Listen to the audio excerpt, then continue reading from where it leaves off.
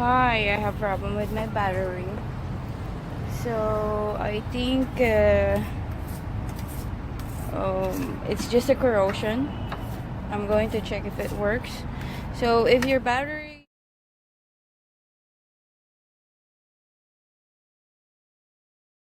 one of the main thing is that maybe you don't have a good supply from the battery. So you have to clean it. Make sure it's clean.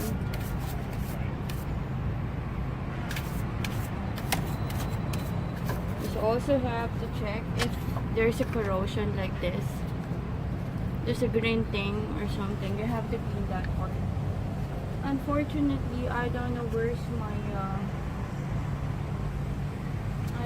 you're supposed to have some steel brush to clean that, but temporarily I'll clean it at home. But I'll just try if this works from this time. So upon removing your battery, if it is a new one to be replaced, make sure that you also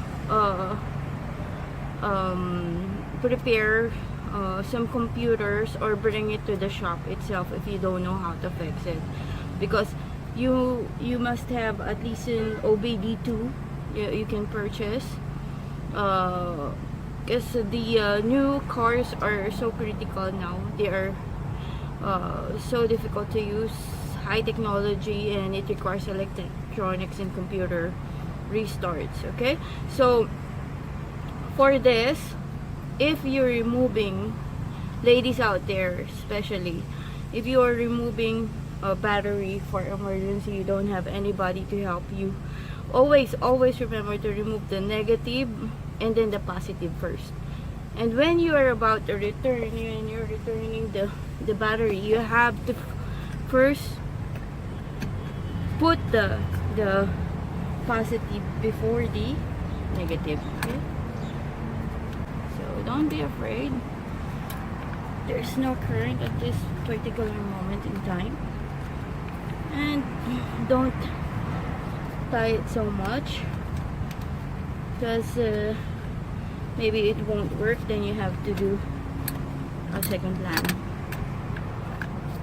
So the tools you have to use are ratchet. First, I will try to clean it. Then I will charge my battery.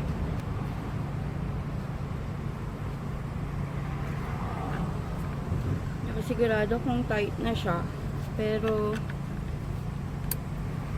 yung gusto kong sisihin yung ratchet. Hindi ako sanay dito kasi bumurahin lang to.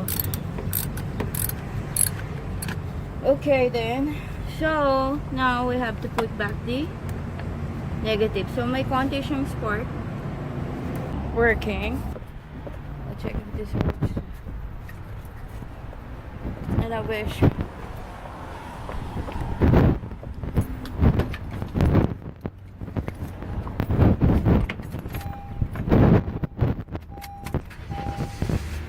See?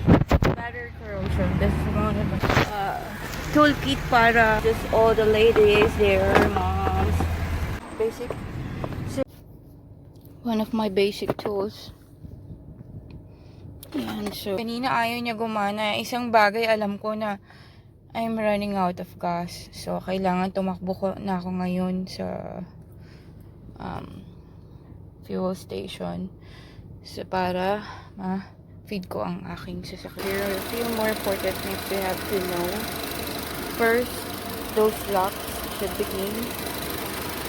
Check if you have corrosions from your battery. You have to clean it out. You know, always bring sandpaper with you. If in case there are instances that the car won't work, simply it's because yung may corrosion. So yung may mga green sa mga kalaw, o parang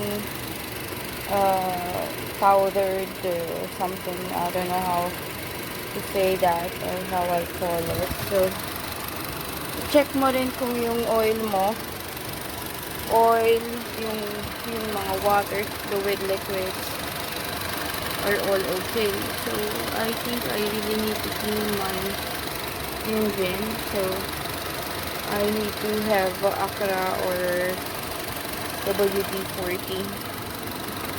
I'm almost into like, no, right now I'm in the 83,500 kilometers, so I might start having some troubles. I know, like around 120,000 miles. So with this, I have to check the checklist or my manuals, so I can also free myself from big maintenance issues. So I have to know what's next.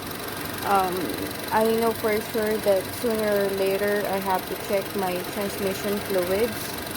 I have to buy the perfect gear oil for my engine.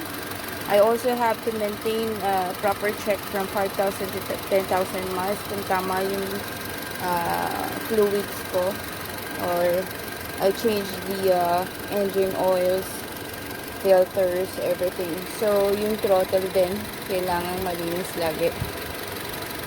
I have to really clean my engine now. See? So I have to clean those. I think my next project is to clean the whole engine before I clean my external and interior body.